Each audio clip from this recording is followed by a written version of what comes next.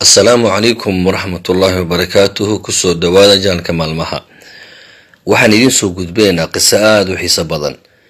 Cadaaladdu waxa ay ka mid tahay qiyamta sarsare ee uu islaamku la yimid, waana aas-aaska uu ku taagan yahay habsami u socodka nolosha qoyska, bulshada iyo arrimaha siyaasadda. Cadaaladda waxaa lagu xusay meelo fara badan oo ka mid ah Qur-aanka Allah iyo sunnada Rasuulka calayhi salaatu wasalaam. Taasina waxa ay daliil u tahay ama ay tusinaysaa qiimaha ay cadaaladdu leedahay. Cadaaladdu waa waajib laga rabo bulsho kasto inay ku maarayso nolosheeda kuna gaarto horumar wanaagsan. Allah subxaanahu wa tacaala waxa uuna amrayaa in aynu samayno cadaalad iyo samafal si aynu u gaarno liibaan adduun iyo mid aakhiro intaba. Cadaaladdu waa ay noocyo badan tahay, waxayna ka bilaabataa Allah ina abuuray in aynu u cadaalad falno. taasina waxa ay noqon kartaa in aynu u gaar yeelno Allah cibaadada una aqoonsano rabbinimo, sidoo kale in aynu ictiraafno nicmooyinka uu Allah inoo galay oo aan la soo koobi karin. Tan xigto waa in aynu kula dhaqanno waalidka ina dhalay cadaalad, annagoo ka fogaanayno wax weliba ay abuuri karo gaboodfal ku aadan la tacaamulkooda iyo la dhaqankoodaba. sidoo kale bulshada aan ku dhex noolnahay waa inaynu kula dhaqanno cadaalad iyo sinaan, innaga oo aan u kala fiirinaynin nooca ay yihiin, maxaa yeelay cadaaladdu waxa ay keenaysaa in aad dadka kula dhaqanto si sinaan ah, adigoona ka fogaanayo faquuq iyo kala saarid dhexdooda ah.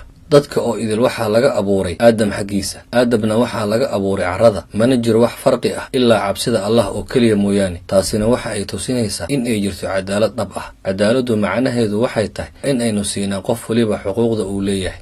ruux culimada ka mid ah ayaa waxa uu yidhi, isaga oo ka hadlaya cadaaladda, Allah waa u gargaaraa dowladda ku dhaqanta cadaaladda, haba noqotay mid aan alla rumaynin. balse haddii ay dowladdu tahay mid Allah rumaysan laakiin aan ku dhaqmin cadaaladda, Allah uma gargaaro. Allah subxaanahu wa tacaala waxa uu leeyahay, kuwa Allah iyo rasuulkiisa rumeeyayo noqda kuwa u taagan cadaalad, haba noqotee naftiina korkeeda. taasina waxa ayna tusinaysaa in mar waliba loo baahan yahay in cadaalad lala yimaado. rasuulka calayhi salaatu wasalaam waxa uu ku tilmaamay ruuxa caadilka ah in uu maalinta qiyaamaha harsan doono harka Allah. cadaaladdu waxa ay qayb weyn ka qaadataa sii waarista nolosha bini'aadam, maxaa yeelay haddii la waayo cadaalad, nolosha waa ay fasahaadaysaa. haddaba maxay tahay waxyaabaha kuu horseedi karo in aad noqoto ruux cadaalad badan? marka hore in aad ogaato in uu Allah ku su'aali doono maalinta qiyaamaha waxyaabo fara badan ay ugu horreyso cadaaladda. sidoo kale cadaaladdu waxa ay ku horseedaysaa inaad ku guulaysato hadafka noloshaada iyo inaad ku kasbato ixtiraam xagga bulshada ah.